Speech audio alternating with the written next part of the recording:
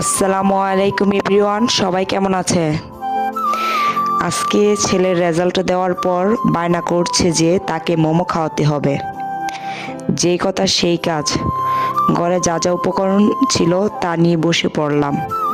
প্রথমে 2 বাটি ময়দা নিলাম, তারপর পরিমাণ মতো কুসুম গরম পানি, পরিমাণ মতো তেল ও লবণ দিয়ে ভালোভাবে মথতে হবে। এভাবে ডোটা তৈরি করতে হবে। ডোটা বেশি নরম বা বেশি শক্ত করা যাবে না। তারপর আধ ঘন্টা রেস্টে রাখতে হবে।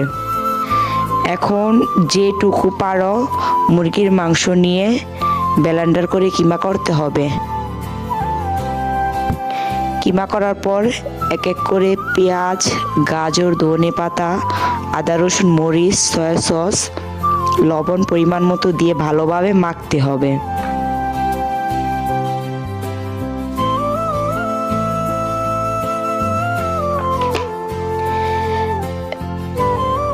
তারপর ডোটাকে লম্বা করে বেলে ছুরির মাধ্যমে কেটে নিতে পারো। তা ছোট ছোট বল তৈরি করে রুটির মতো করে বেলতে হবে। এবার রুটিটি হাতে নিয়ে পুরটাকে মাঝে বসিয়ে মোমোর ডিজাইনটা করতে হবে।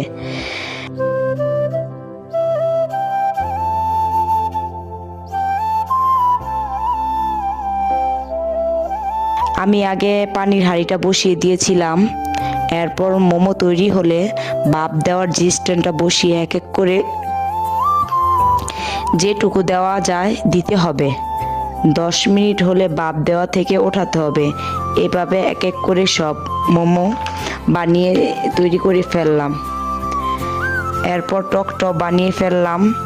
টকটা রেসিপি পরে আমি জানিয়ে দেব। এই যে এখন ছেলের সামনে মোমোগুলা দিলাম। টক পানিটা অনেক সুন্দর লাগছে, তাই না?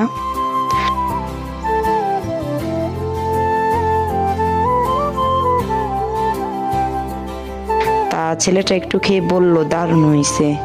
আপনারাও ট্রাই করতে দেখতে পারেন। এভাবে মোমো বানালে দারুণ হবে। সবাইকে ভিডিওটা দেখার জন্য ধন্যবাদ।